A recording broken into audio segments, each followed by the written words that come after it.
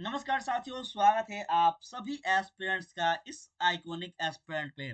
साथी कैसे हैं आप लोग? आशा करता हूं कि सभी लोग अच्छे होंगे और अपने तैयारी को बहुत अच्छे ढंग से कर रहे होंगे। प्यारे साथी, आप सभी को कहीं ना कहीं पता होगा कि अभी जो आपको यहाँ पे क्लासेस दी जा रही है वह टीजीटी के विद्यार्थियों के लिए और साथ में आपको बिहार स्टेट जो कि मार्च में होने वाले हैं, इसको ध्यान में रखकर आपका सामाजिक विज्ञान जो कि क्लास 9th का और 10th का एनसीईआरटी और बिहार स्टेट का जो बुक है, उन सभी पर आधारित यह क्लासेस चलाए जा रहे हैं। इसी के अंतर्गत साथियों, क्लास 9th का जितना भी अभी तक हम जो अपना सिलेबस के अंतर्गत है, सारा कवर करने का कोशिश कर रहे हैं, जिसमें आपको वर्ल्ड हिस्ट्री पूरा कवर करवाया गया है। अभी जो है आपका क्लास 9th का सिविक का बुक चलाया जा रहा है साथियों, जिसके अंतर्गत हम आज लेक्चर नंबर 3 देखने वाले हैं, करने वाले हैं। हम इससे पहले आपको यह बताए हैं कि संविधान क्या था, संविधान की बात कैसे कैसे कहां से कहां आई और किस प्रकार भारतीय संविधान का उद्भव हुआ, विकास हुआ।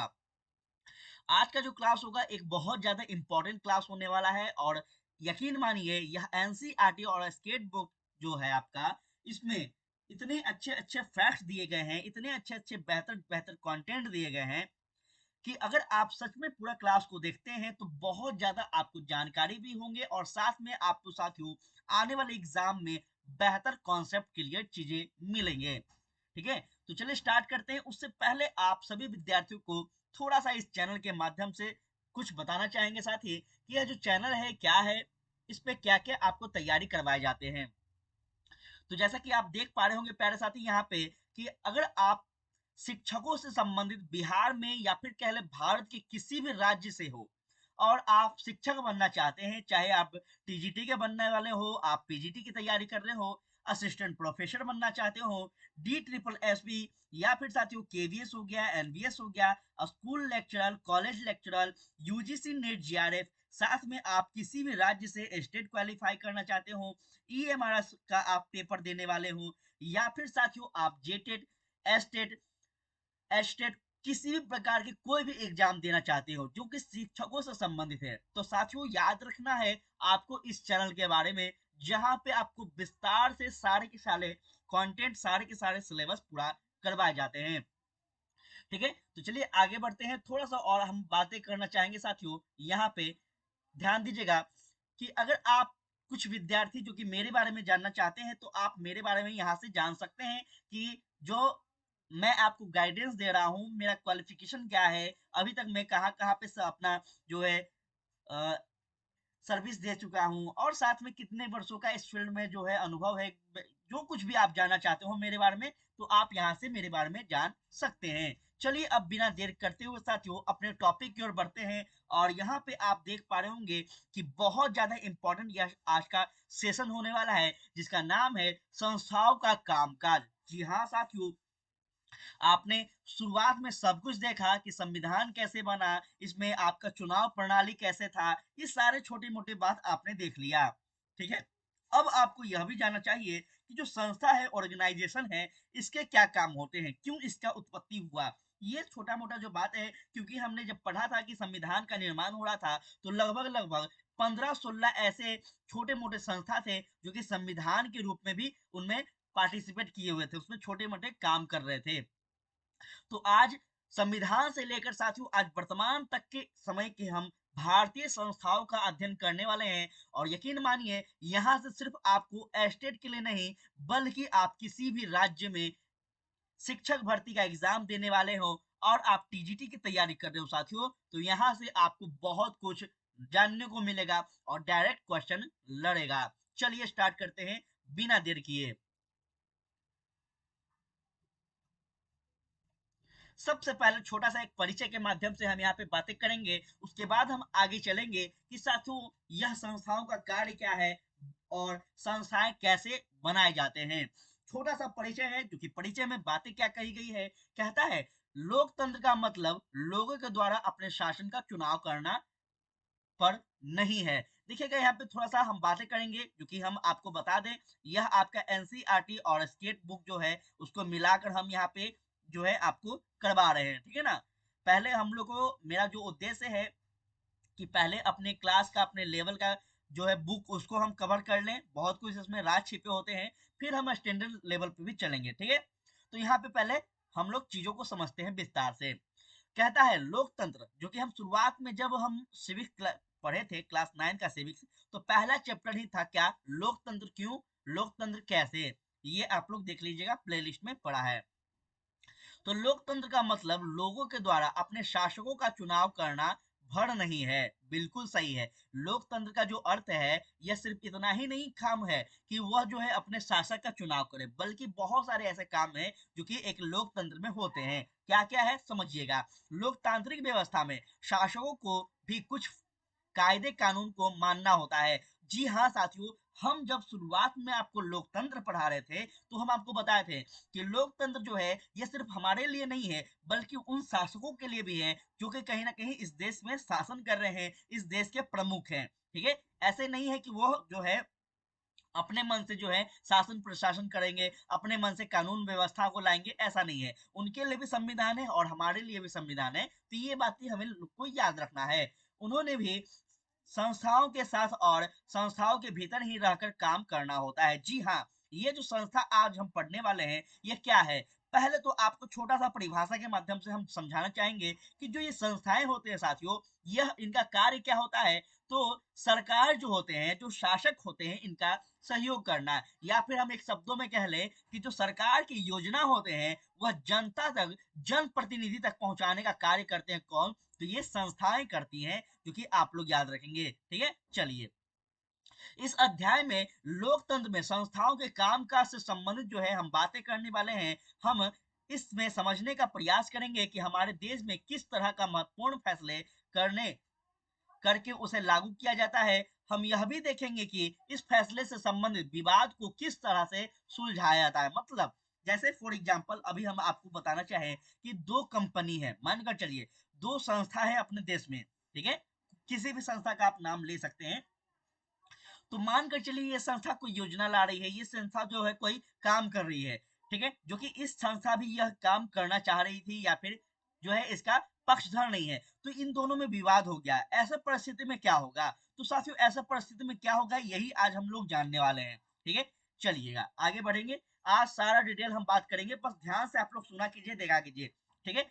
गारंटी हम देते हैं कि टीजीटी लेवल का जो तैयारी है, अब तक ऐसा आपको नहीं मिलेगा, निःशुल्क हम बता रहे हैं। आप लोग बस बेफिक्र होकर ध्यान सुनिए, क्योंकि शिक्षक भर्ती बिहार की अगर हम बात कर ले तो आपको अगस्त में होने वाला है, और मार्च में आपका स्टेट का पेपर है। यूपी में भी अभी जो शिक्षक भर्ती आने वाले हैं उसमें भी उठक पटक हो रहा है, तो अभी चांसेस है कि आपको लगभग लगभग जो है 2024 जो है मध्यम तक तो जाएगा ही जाएगा।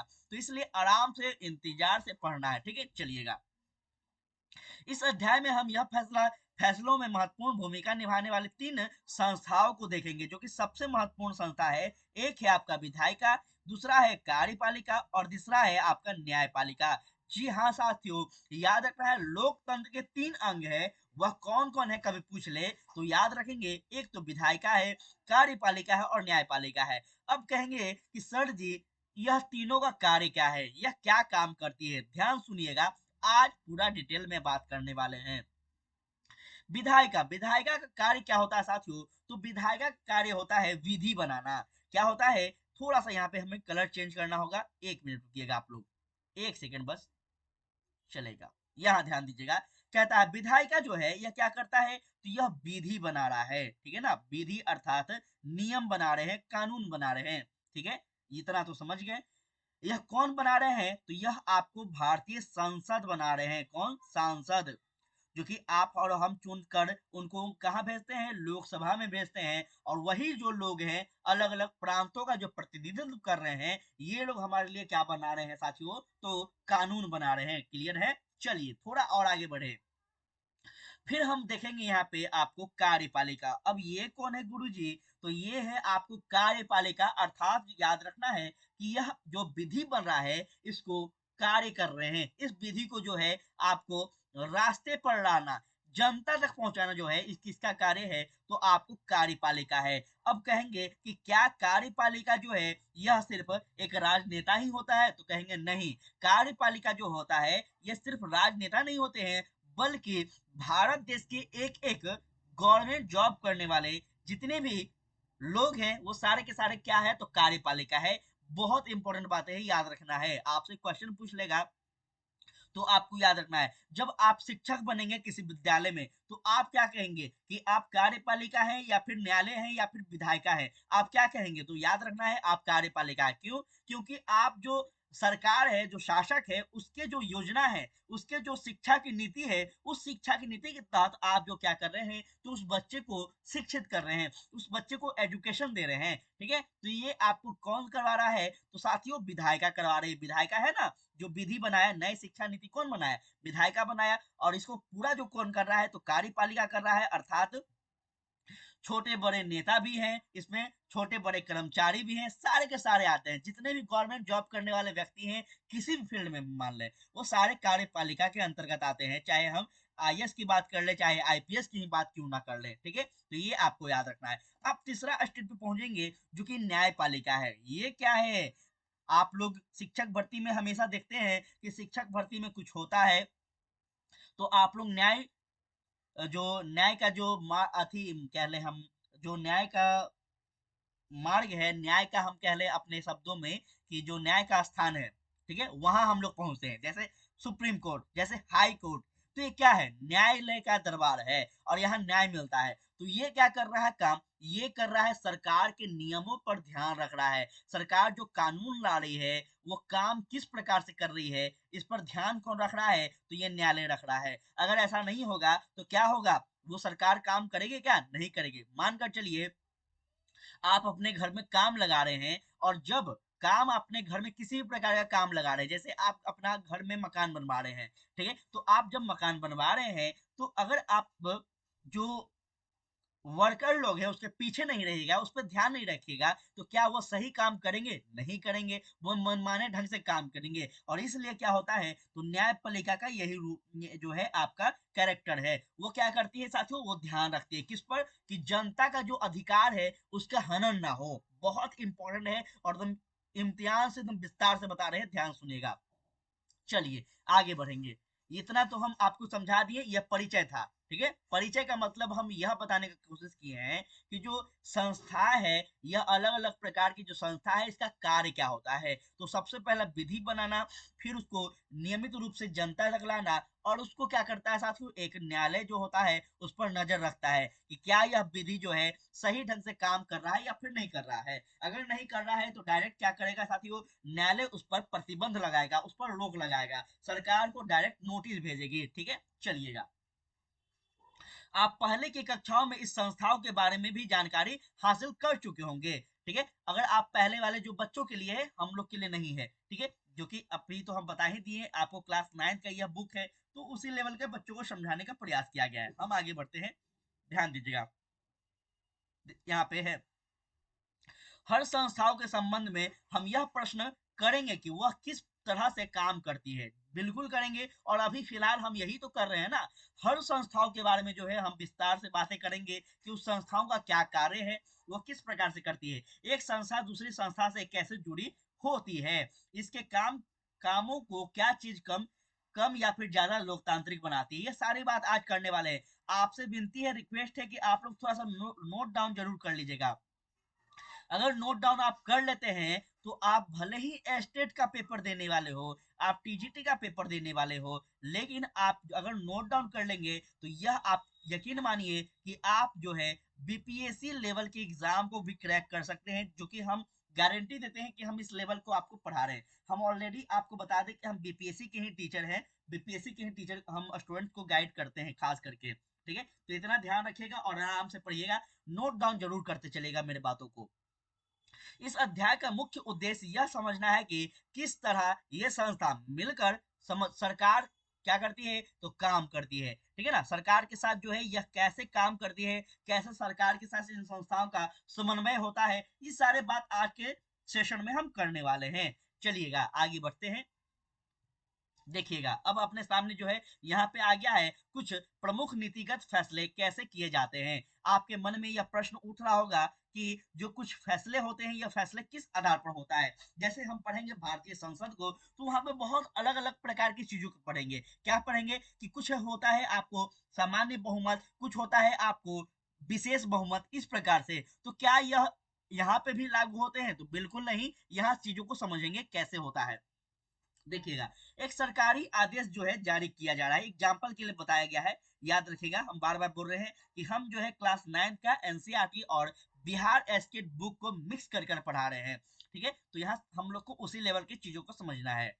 कहता क्या है यहाँ समझते हैं। देखिए यहाँ पे हम लोग को बातें नहीं करना है, चलिए डायरेक्ट आपको वहां पे लेकर चलते हैं। एक सरकारी आदेश है, यह सरकारी आदेश जो है कब जारी किए गए हैं? तो 13 अगस्त 1990 को। शायद आपको याद होगा कि यह जो सरकारी आदेश है हम किसके बारे में बात कर रहे हैं? तो कार्यालय ज्ञापन कहा गया था इसको। और इस कार्यालय ज्ञापन जो है यह आपको 13 अगस्त 1990 को जारी किया गया है, जो कि एक प्रकार से हम कह ले इसको क्या, तो आप याद रखेंगे इसको कह लेते हैं हम आपका मंडल आयोग। जो आप लोग पढ़ते हैं ना मंडल आयोग, आप लोग जब पॉलिटी पढ़ेंगे टीजीटी के पीजीटी के लिए तो वहां पे आपको मंडल आयोग पढ़ना होगा, या फिर जब जीएस में आप पढ़ेंगे तो वहां पे भी आपको पढ़ना है। तो मंडल आयोग जो है आपको 1990 में लागू हुए थे। ठीक है, ये आप लोग को याद रखना है। इस मंडल आयोग के बारे में क्या बातें था? तो इस मंडल आयोग जो है इसमें पहली बार जो है 27% आरक्षण की बात की गई थी, जो कि हम लोग को वहां पे अपना उद्देश्य नहीं है, बस यहाँ पे दिया गया है बुक में, तो हम थोड़ा सा समझ लेते हैं। इस मंडल आयोग में जो है 27% आरक्षण की बात की गई थी पहली बार। और यह जो है आपको किसके लिए किए गए थे? तो शुरुआत में जो आपको संविधान जो है इसमें सिर्फ एससी एसटी और एससी के लिए जो है आरक्षण की बात की गई थी। ठीक है, लेकिन 1990 में जो है आपको पहली बार मंडल आयोग के आधार पर सिफारिश पर जो है आपको ओबीसी के लिए भी आरक्षण के प्रावधान किए गए, और वो ही कितने? तो 27%। ठीक है, चलिए आगे बढ़े। यहाँ पे ज्यादा हम लोग को उतना टाइम दिमाग नहीं लगाना है, जो अपने लिए महत्वपूर्ण है उसकी हम बात करेंगे। चलिए यहाँ ध्यान दीजिएगा, हम बस बताने का कोशिश कर रहे थे कि संस्था जो है वह किस प्रकार से किसी चीज को जारी करती है। ठीक है, भारत सरकार में सरकारी पदों और सेवाओं में 27% रिक्तियां सामाजिक एवं शैक्षणिक दृष्टि से पिछड़े वर्ग, जो कि किसको? तो ईएसबीसी अर्थात आपको कह ले ओबीसी, जो अभी आप देखते हैं ओबीसी वर्ग अल्प, इसको याद रखेंगे। ठीक है, इसको आरक्षण का प्रावधान हुआ है किसके आधार पर? कभी पूछ ले तो आपको याद रखना है मंडल आयोग के आधार पर। चलिए आगे बढ़ते हैं, थोड़ा सा यहाँ पे ध्यान दीजिएगा। अब यहाँ पे हमारे सामने जो है मेन बातें क्या है कि जो यह निर्णय है, निर्णय करने वाले कौन है?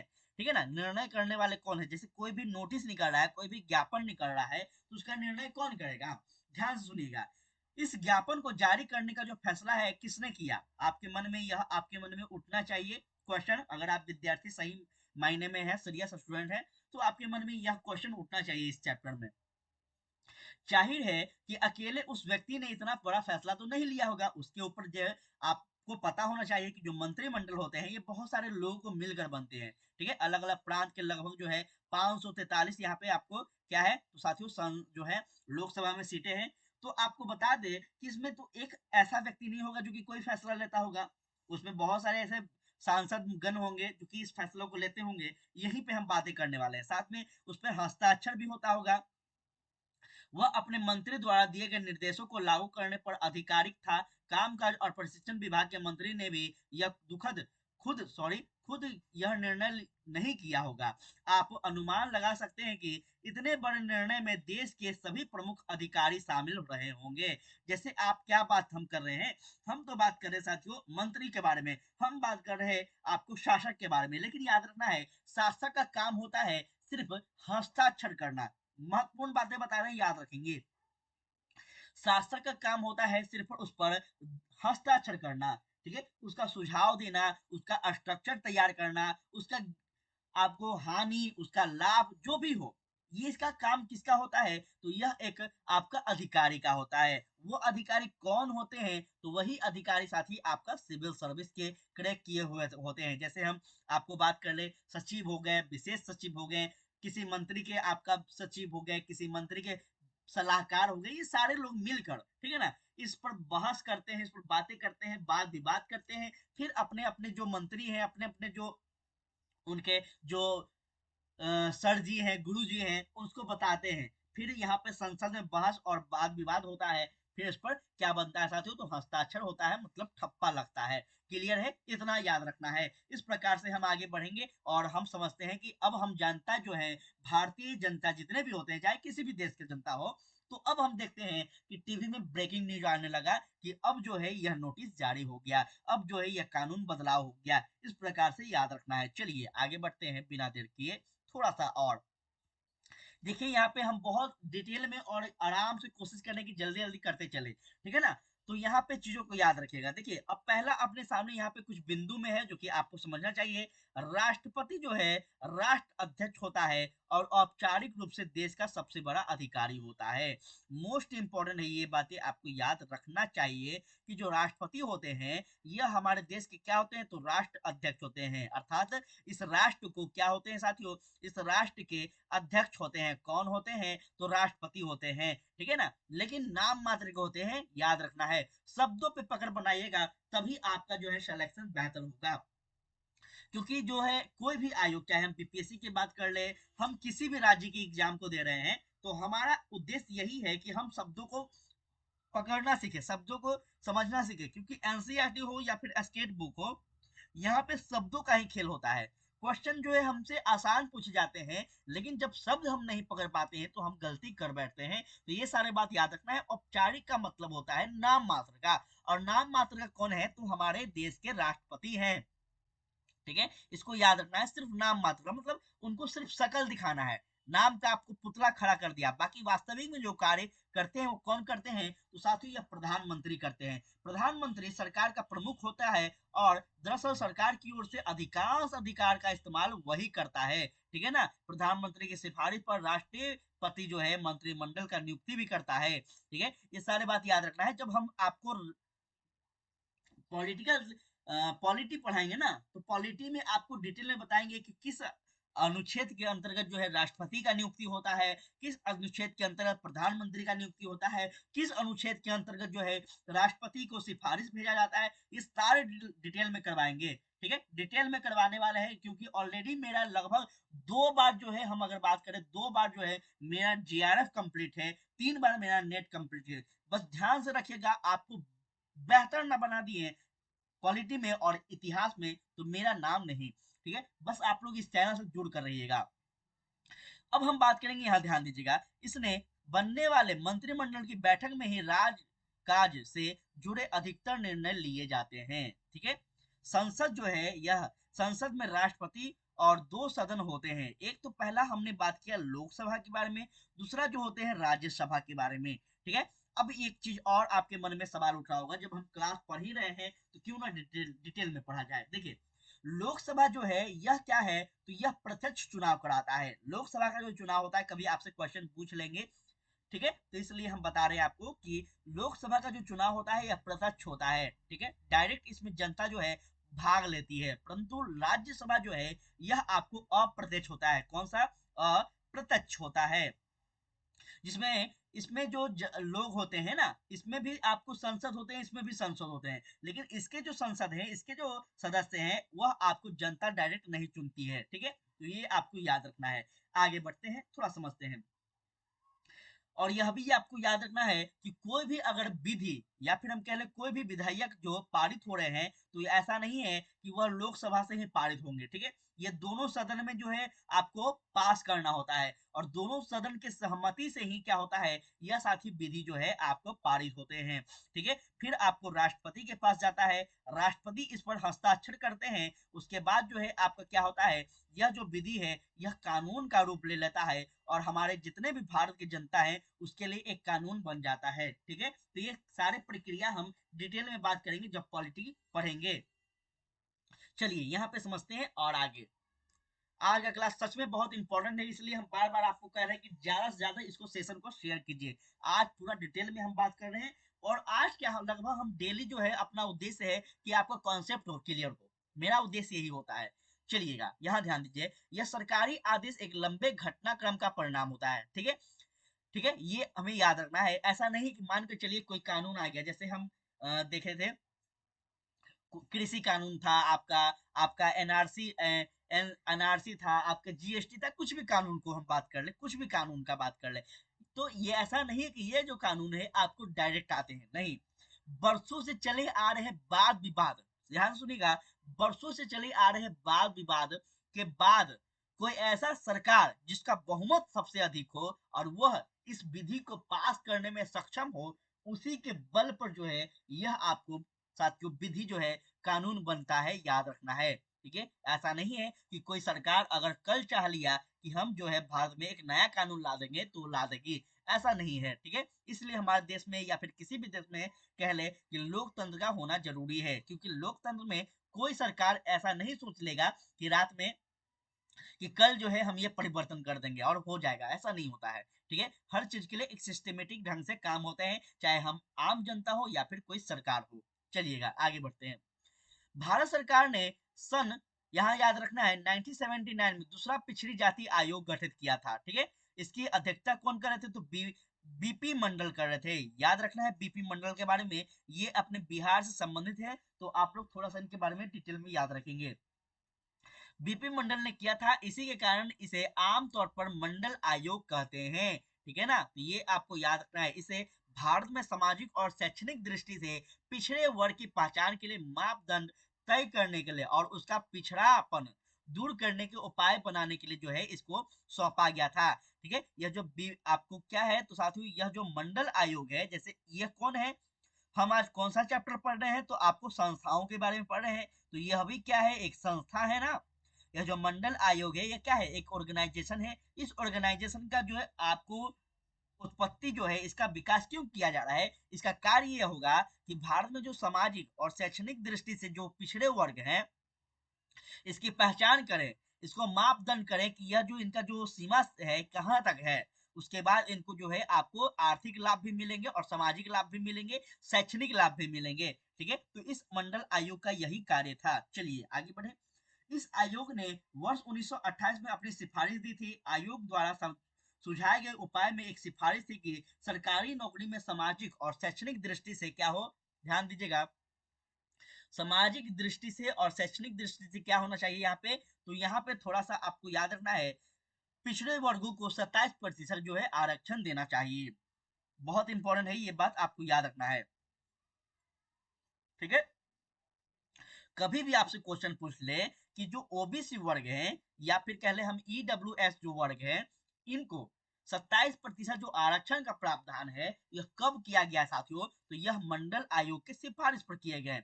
कब किए गए, तो आपको 1980 के दशक में जो सिफारिश किए गए थे उसके बाद किए गए।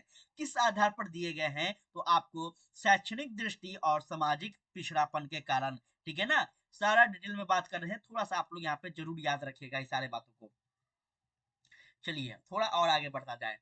इस रिपोर्ट और सिफारिश पर संसद में चर्चाएं हुई। वर्षों तक कई पार्टी और संसद को इस लागू करने की मांग भी करता रहा है, क्योंकि हम 1989 के आसपास जो है इसका लोकसभा में जो है आपको चुनाव हुआ था। जनता दल ने अपने चुनाव घोषणा पत्र में वादा किया था कि सत्ता में आते ही वह क्या करेगी, तो वह मंडल आयोग की सिफारिश को स्वीकार करेगी या फिर कह लागू करेगी। ठीक है, तो ये सारे बात आपको याद रखना है, बहुत इंपॉर्टेंट है। ठीक है ना, ये सारे बात आप लोग जरूर याद रखेगा, पूरा पूरा डिटेल में। चलिए, चुनाव के बाद जनता दल ही एक सरकार बनी और इसके नेता जो है आपको कौन बने हैं, तो बीपी डुंसल प्रधानमंत्री बने थे। इसके बाद कई घटनाएं हुई। नई सरकार ने संसद में राष्ट्रपति के भाषण के जरिए मंडल रिपोर्ट लागू करने की जो है अपनी मंशा की घोषणा की। 6 अगस्त 1990 को केंद्रीय कैबिनेट की बैठक हुई और इसके बाद जो है औपचारिक निर्णय लिया गया। अगले दिन प्रधानमंत्री बीपी हंसल ने जो है एक बयान जारी किया और इस पे निर्णय में जो है संसदों दोनों सदनों में सूचित किया गया। ठीक है ना, यह क्या है, देखिए आपको दोनों सदन में है ना, राज्यसभा और लोकसभा दोनों में पेश करना होगा बाबू, याद रखेंगे इस बात को। कभी भी आपसे क्वेश्चन पूछ ले तो यहाँ गलती नहीं करना है। कोई भी विधि हो, कोई भी कानून हो, कोई भी नियम हो, वो दोनों के हस्ताक्षर, दोनों की सहमति से ही होंगे। ठीक है, कैबिनेट के फैसले पर काम कामक और प्रतिशत विभाग को भेजा गया है। इस पर याद रखना है, विभाग के एक वरिष्ठ अधिकारी ने कैबिनेट के निर्णय के मुताबिक जो है आपको याद रखना है आदेश तैयार किया और मंत्री को स्वीकृति केंद्रित कर इस तरह के जो है आपको इस तरफ भेजा है। इस अधिकारी ने जो है उस आदेश पर हस्ताक्षर किए और इसे 13 अगस्त वर्ष 1990 को जो है इसको तैयार किया गया है, क्योंकि इसका क्रम संख्या जो है आप याद रख सकते हैं क्या है इस प्रकार से, इतना डिटेल में हमारे लिए महत्वपूर्ण नहीं है, ठीक है ना। ये सब बात आपको याद रखना। चलिए आगे बढ़ते हैं, ज्यादा यहाँ पे अपने लिए उतना इंपॉर्टेंट नहीं है। देखिए, नो रिसर्चेशन ऑफ द क्यूटर क्या कहता है, ध्यान सुनिएगा। यहाँ पे reserve for this outstanding butter classical कहता क्या है, अमूल के बारे में जो है यहाँ पे आपको बताने का प्रयास किया गया है इस बुक में। थोड़ा सा यहाँ पे जो है आपको समझना होगा। दूसरे पक्ष के लोग का मानना है कि इस निर्णय से जो पिछड़े वर्ग के नहीं है उसके अवसर भी छीन जाएंगे। हमने क्या बोला शुरुआत में ही कि कोई भी संस्था होगी, कोई भी नियम आएंगे तो उसमें वाद विवाद होगा, उसमें बहस होगा, उसमें बहुत सारी चर्चा परिचर्चा होगा, उसके बाद वह कानून लागू होंगे।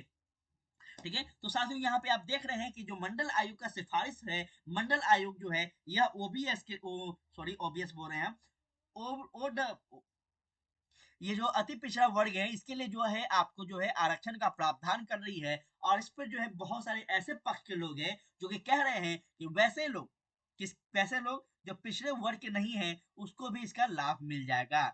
ऐसे माना जा रहा है, अधिक योग्यता होने पर भी उनको नौकरियां नहीं मिलेगी। कुछ लोगों का मानना है था कि इससे जातिवाद बढ़ेगा, जिससे देश की क्या है तो प्रगति और एकता का असर होगा। मतलब तरह तरह के जो है अपने अपने तरफ से लोग वाद विवाद करने लगे, इस पे बहस करने लगे। ठीक है, इसके आप लोग याद रखेंगे।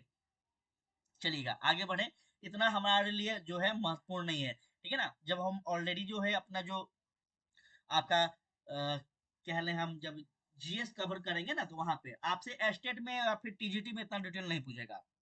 सामाजिक विज्ञान के अंतर्गत जो कि मेरा जहां तक अनुभव है, हाँ पॉलिटिकल साइंस अगर पीजीटी है आपका तो आपको पढ़ना चाहिए इतना डिटेल में। ठीक है, चलिए अब हम यहाँ पे बात करेंगे कि राजनीतिक संस्थाओं की आवश्यकता क्यों पड़ी। ठीक है, इतना तो जान लिए, अब क्यों पड़ा यहाँ पे क्वेश्चन होना चाहिए। हमने एक उदाहरण देखा कि सरकार कैसे काम करती है, किसी देश को चलाने में उस तरह की जो गतिविधियां हैं शामिल होती है। आपका मिसाल के तौर पर सरकार पर नागरिक की सुरक्षा सुनिश्चित करने और सबको शिक्षा स्वास्थ्य मुहैया करवाने के लिए जो है जिम्मेदारी भी होती है। बिल्कुल जी हाँ सही है, वह कर इकट्ठा करती है, इससे सेना पुलिस तथा विकास कार्यक्रम पर खर्च करती है, वह विभिन्न कल्याणकारी योजना बनाकर उसे लागू करती है। बिल्कुल सही बातें है, ये सरकार का सारे जो है कार्य होता है साथियों, याद रखना है। और क्या है तो कुछ व्यक्तियों को इन गतिविधियों के चलाने के लिए फैसला करना होता है, तो कुछ को क्या करना होता है यहाँ पे, कुछ को क्या करना होता है लोगों को इन्हें लागू कराना होता है। बिल्कुल ठीक है, देखिए हम अभी क्या देखें तो विधि विधि विधायिका कौन है, विधायिका जो है इसको क्या कर रही है, इसको कानून को बना रही है, और लागू कौन करा रहा है तो कार्यपालिका। ठीक है ना, ये हमें याद रखना है बार बार, कार्यपालिका। चलिए आगे बढ़े, अगर इन फैसलों या फिर कानून फिर लागू करने में कोई विवाद उठता है तो वह क्या करेंगे, तो वह जाएंगे साथियों डायरेक्ट न्यायालय। ठीक है ना, फिर कहाँ जाएंगे, न्यायालय का दरवाजा खटखटाएंगे ना। चलिए चलिए आगे बढ़े,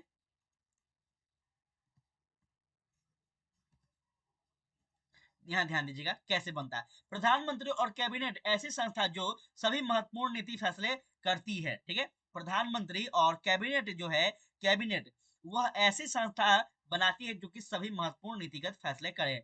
मंत्रियों द्वारा किए गए फैसले को लागू करने के उपाय के लिए एक निकाय के रूप में नौकरशाह जिम्मेदार होते हैं। ठीक है, ये नौकरशाह का मतलब क्या है, यही नौकरशाह होते हैं ना जो कि सरकारी कर्मचारी से हम बात करें, आप कोई भी कर्मचारी हो, आप कोई भी कर्मचारी हो वो सरकारी कर्मचारी वो नौकरशाह हो गए। लेकिन वास्तविक में नौकरशाह किसको कहेंगे तो हम सिविल सर्वेंट को कहेंगे। ठीक है, सिविल सर्वेंट को कहेंगे, याद रखना है। सिविल सर्वेंट जो होते हैं यह किसको, इसको हिंदी में क्या कहते हैं, नौकरशाह कहते हैं।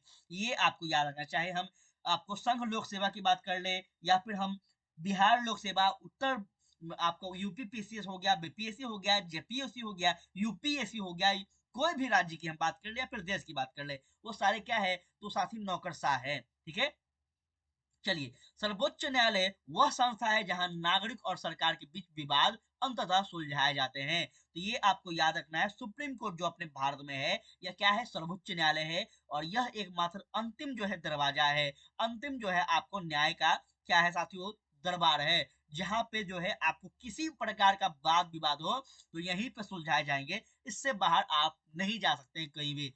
देश का कितना भी बड़ा जो है आपको जो है आपका वाद विवाद हो, कितना भी बड़ा आपको यहाँ पे जो है कंफ्यूजन हो, लेकिन उसको सुलझाने का कार्य क्या होगा, आप सुप्रीम कोर्ट ही जाएंगे, चाहे वो हमारे मौलिक अधिकार हो या फिर किसी सरकार के बीच में जो है अपना बहस हो। चलिए आगे बढ़े, थोड़ा इस पर ध्यान दीजिएगा। क्या आप इस उदाहरण से मैं दूसरी संस्थाओं के बारे में भी सोच सकते हैं? देखिए, उनकी भूमिका क्या होगी, ये आपसे प्रश्न पूछा जा रहा है। आपको बताना है कमेंट में कि दूसरे अगर हम संस्था की बात कर ले तो उसकी भूमिका क्या होगी। एक संसद आप तो देख लिए, अब यहाँ पे हम देखेंगे संसद का, एकदम इंपॉर्टेंट है और बहुत ही ज्यादा अपने लिए महत्वपूर्ण है। अब हम देख लिए यहाँ पे कार्यपालिका, न्यायपालिका, सारे कुछ। अब हम संसद के बारे में देखेंगे साथियों कि संसद क्या है। देखिएगा, बहुत इंपॉर्टेंट बातें हैं, थोड़ा सा यहाँ पे एक सेकंड देख लीजिएगा। चलिए, यहाँ पे जो है साथी, आज का जो है मुझे लगता है कि क्लास जो है आपका लगभग आधा घंटा से ज्यादा लंबा हो गया है, तो इस क्लास को हम यहीं पे समाप्त करेंगे और यह जो है आपका लेक्चर पार्ट 2 में मिल जाएगा। ठीक है, आप लोग एक बार कमेंट करके बताया कीजिए कि आप लोग क्लास का ड्यूरेशन या फिर किसी भी चीज को लेकर कोई क्वेरी हो, कोई दिक्कत हो या फिर समझाने में कोई दिक्कत हो तो आप लोग बताया करें, ठीक है ना। हम बार बार आपसे बोलते हैं, आप लोग बताएंगे नहीं तो फिर दिक्कतें यहाँ पे अधिक बढ़ जाएगी। तो आप लोग थोड़ा सा जो है ना बताया कीजिए, उससे पता चलता है साथियों कि मतलब जो अपने प्यारे साथी लोग हैं, अपने छोटे भाई बहन है या फिर कोई भी लोग हैं, तो उनको कैसा मेरे द्वारा जो ये चीजें हैं, कंटेंट है, कैसा लग रहा है, ये सारे बात हमें पता चलता है। और जब पता चलेगा, क्योंकि हम जो है आपसे कई ज्यादा दूर है, आप भी हमसे दूर है, तो जब हमारे पास कमेंट का ही एक साधन है तो आप हमें बताया कीजिए कि सर ये चीज आप पढ़ाइए, सर ये गलत हो गया, सर वो गलत हो गया, कुछ भी हो। ऐसा नहीं है कि हम हमें सिर्फ अच्छा चीज सुनने का मतलब आदत है, मेरे में कोई कमी हो तो वो भी आप बताएं, तभी तो हम बदलाव कर पाएंगे ना। तो यहाँ पे आप इस चीज को याद रखेंगे।